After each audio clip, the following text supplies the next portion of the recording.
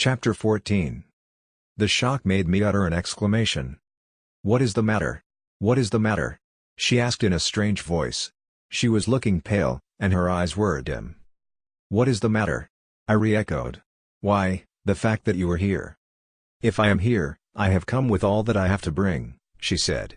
"Such has always been my way, as you shall presently see. Please light a candle." I did so, whereupon she rose, approached the table, and laid upon it an open letter. "Read it," she added. "It is de Grier's handwriting," I cried as I seized the document. My hands were so tremulous that the lines on the pages danced before my eyes. Although, at this distance of time, I have forgotten the exact phraseology of the missive, I append, if not the precise words, at all events the general sense. "Mademoiselle," the document ran, "certain untoward circumstances compel me to depart in haste. Of course, you have of yourself remarked that hitherto I have always refrained from having any final explanation with you, for the reason that I could not well state the whole circumstances, and now to my difficulties the advent of the aged grandmother, coupled with her subsequent proceedings, has put the final touch. Also, the involved state of my affairs forbids me to write with any finality concerning those hopes of ultimate bliss upon which, for a long while past, I have permitted myself to feed. I regret the past, but at the same time hope that in my conduct you have never been able to detect anything that was unworthy of a gentleman and a man of honor. Having lost, however, almost the whole of my money and debts incurred by your stepfather, I find myself driven to the necessity of saving the remainder, wherefore, I have instructed certain friends of mine in St. Petersburg to arrange for the sale of all the property which has been mortgaged to myself. At the same time, knowing that, in addition, your frivolous stepfather has squandered money which is exclusively yours, I have decided to absolve him from a certain moiety of the mortgages on his property, in order that you may be in a position to recover of him what you have lost, by suing him in legal fashion. I trust, therefore, that, as matters now stand, this action of mine may bring you some advantage. I trust also that this same action leaves me in the position of having fulfilled every obligation which is incumbent upon a man of honor and refinement. Rest assured that your memory will forever remain graven in my heart." "All this is clear enough," I commented. "Surely you did not expect aught else from him?" Somehow I was feeling annoyed. "I expected nothing at all from him," she replied quietly enough, to all outward seeming, yet with a note of irritation in her tone. "Long ago I made up my mind on the subject, for I could read his thoughts, and knew what he was thinking. He thought that possibly I should sue him, that one day I might become a nuisance." Here Polina halted for a moment, and stood biting her lips. So of set purpose I redoubled my contemptuous treatment of him, and waited to see what he would do. If a telegram to say that we had become legatees had arrived from St. Petersburg, I should have flung at him a quittance for my foolish stepfather's debts, and then dismissed him. For a long time I have hated him. Even in earlier days he was not a man, and now. Oh, how gladly I could throw those 50,000 rubles in his face, and spit in it, and then rub the spittle in. But the document returning the 50,000 ruble mortgage, has the general got it? If so, possess yourself of it, and send it to de Grier's. No, no, the general has not got it.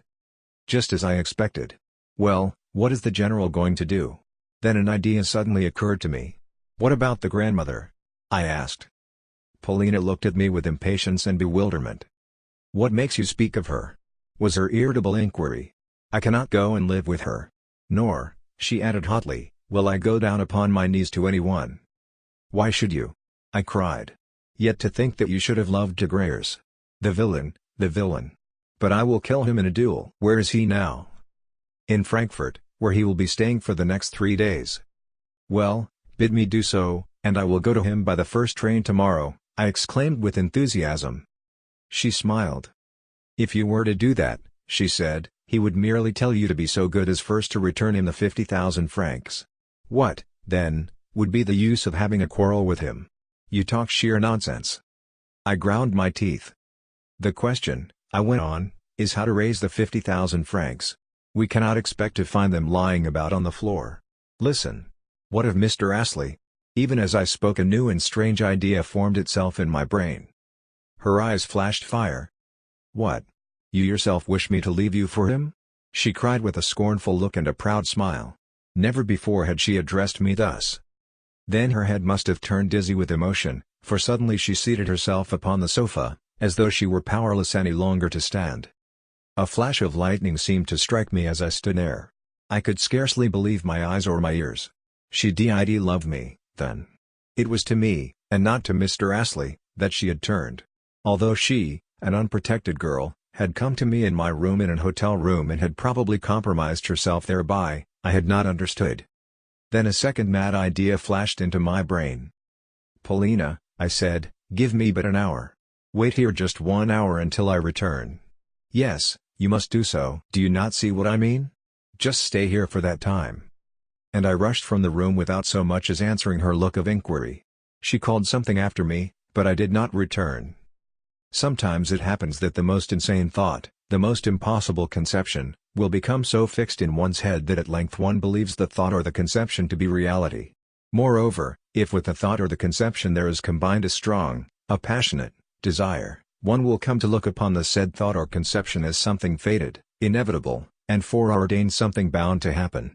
Whether by this there is connoted something in the nature of a combination of presentiments, or a great effort of will, or a self-annulment of one's true expectations, and so on, I do not know, but, at all events, that night saw happen to me, a night which I shall never forget, something in the nature of the miraculous.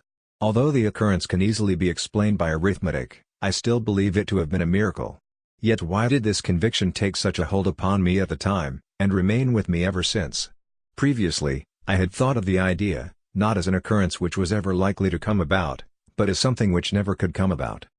The time was 11:15 when I entered the casino in such a state of hope, though, at the same time, of agitation, as I had never before experienced. In the gaming rooms there were still a large number of people, but not half as many as had been present in the morning.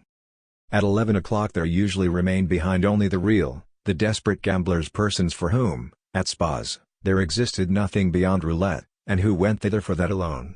These gamesters took little note of what was going on around them, and were interested in none of the appurtenances of the season, but played from morning till night, and would have been ready to play through the night until dawn had that been possible.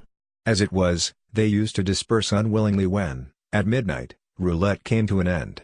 Likewise, as soon as ever roulette was drawing to a close and the head croupier had called les trois derniers coups, most of them were ready to stake on the last 3 rounds all that they had in their pockets and, for the most part, lost it. For my own part I proceeded towards the table at which the grandmother had lately sat, and, since the crowd around it was not very large, I soon obtained standing room among the ring of gamblers, while directly in front of me, on the green cloth, I saw marked the word Passé. Passé was a row of numbers from 19 to 36 inclusive, while a row of numbers from 1 to 18 inclusive was known as Manque. But what had that to do with me? I had not noticed, I had not so much as heard the numbers upon which the previous coup had fallen, and so took no bearings when I began to play, as, in my place, any systematic gambler would have done. No, I merely extended my stock of 20 10-gulden pieces, and threw them down upon the space passé which happened to be confronting me. "Vendu," called the croupier. I had won. I staked upon the same again both my original stake and my winnings. "Trente et un," called the croupier. Again I had won, and was now in possession of 80 10-gulden pieces. Next, I moved the whole 80 on to 12 middle numbers, a stake which, if successful, would bring me in a triple profit, but also involved a risk of 2 chances to 1. The wheel revolved, and stopped at 24. Upon this I was paid out notes and gold until I had by my side a total sum of 2,000 gulden. It was as in a fever that I moved the pile, on block, onto the red. Then suddenly I came to myself, though that was the only time during the evening's play when fear cast its cold spell over me, and showed itself in a trembling of the hands and knees. For with horror I had realized that I must win, and that upon that stake there depended all my life. "Rouge," called the croupier. I drew a long breath, and hot shivers went coursing over my body. I was paid out my winnings in banknotes amounting, of course, to a total of 4,000 florins, 800 gulden. I could still calculate the amounts. After that, I remember, I again staked 2,000 florins upon 12 middle numbers, and lost. Again I staked the whole of my gold, with 800 gulden, in notes, and lost. Then madness seemed to come upon me, and seizing my last 2,000 florins, I staked them upon 12 of the first numbers wholly by chance, and at random, and without any sort of reckoning. Upon my doing so there followed a moment of suspense only comparable to that which Madame Blanchard must have experienced when, in Paris, she was descending earthwards from a balloon. "Ketera," called the croupier. Once more, with the addition of my original stake, I was in possession of 6,000 florins. Once more I looked around me like a conqueror. Once more I feared nothing as I threw down 4,000 of these florins upon the black. The croupiers glanced around them, and exchanged a few words. The bystanders murmured expectantly. The black turned up. After that I do not exactly remember either my calculations or the order of my stakings.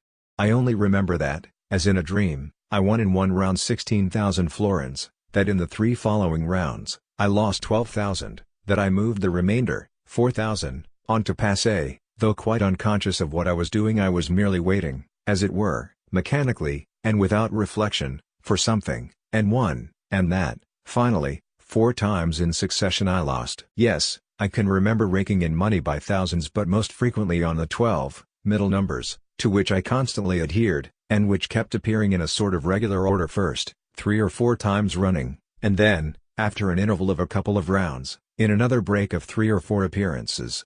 Sometimes, this astonishing regularity manifested itself in patches, a thing to upset all the calculations of note-taking gamblers who play with a pencil and a memorandum book in their hands. Fortune perpetrates some terrible jests at roulette. Since my entry not more than half an hour could have elapsed. Suddenly a croupier informed me that I had won 30,000 florins, as well as that, since the latter was the limit for which, at any one time, the bank could make itself responsible, roulette at that table must close for the night. Accordingly, I caught up my pile of gold, stuffed it into my pocket, and, grasping my sheaf of banknotes, moved to the table in an adjoining salon where a second game of roulette was in progress. The crowd followed me in a body, and cleared a place for me at the table, after which, I proceeded to stake as before, that is to say, at random and without calculating. What saved me from ruin I do not know. Of course there were times when fragmentary reckonings did come flashing into my brain. For instance, there were times when I attached myself for a while to certain figures and coups, though always leaving them, again before long, without knowing what I was doing. In fact, I cannot have been in possession of all my faculties, for I can remember the croupiers correcting my play more than once, owing to my having made mistakes of the gravest order. My brows were damp with sweat, and my hands were shaking. Also, Poles came around me to proffer their services, but I heeded none of them. Nor did my luck fail me now. Suddenly, there arose around me a loud din of talking and laughter.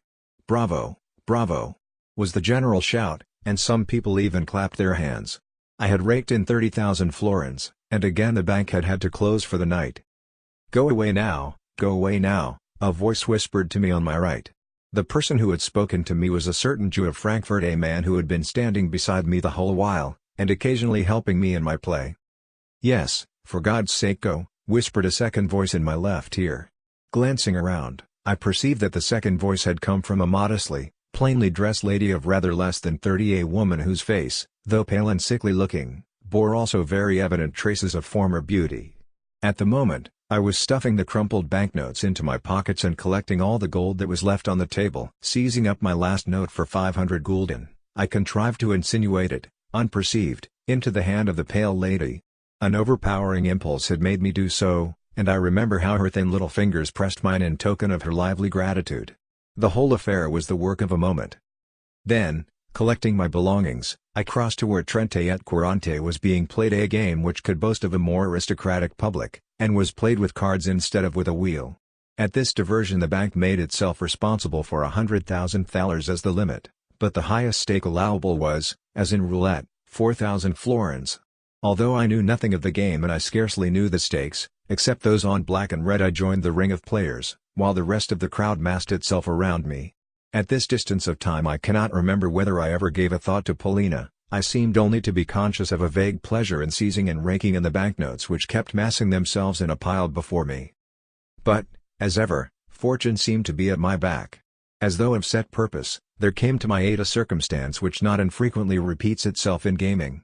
This circumstance is that not infrequently luck attaches itself to, say, the red, and does not leave it for a space of, say, 10, or even 15, rounds in succession. 3 days ago I had heard that, during the previous week there had been a run of 22 coups on the red, an occurrence never before known at roulette, so that men spoke of it with astonishment.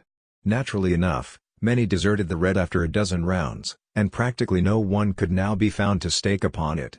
Yet upon the black, also the antithesis of the red, no experienced gambler would stake anything, for the reason that every practiced player knows the meaning of capricious fortune.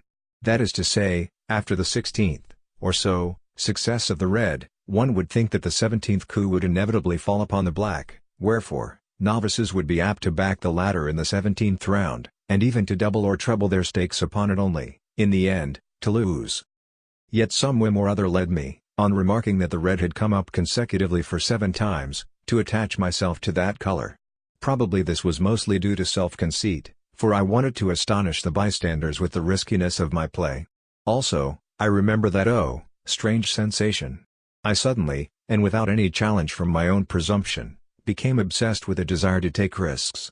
If the spirit has passed through a great many sensations, possibly it can no longer be sated with them, but grows more excited, and demands more sensations, and stronger ones, until at length it falls exhausted. Certainly, if the rules of the game had permitted even of my staking 50,000 florins at a time, I should have staked them. All of a sudden I heard exclamations arising that the whole thing was a marvel, since the red was turning up for the 14th time. "Monsieur a gagné cent mille florins," a voice exclaimed beside me. I awoke to my senses. What? I had won 100,000 florins? If so, what more did I need to win? I grasped the banknotes, stuffed them into my pockets, raked in the gold without counting it, and started to leave the casino.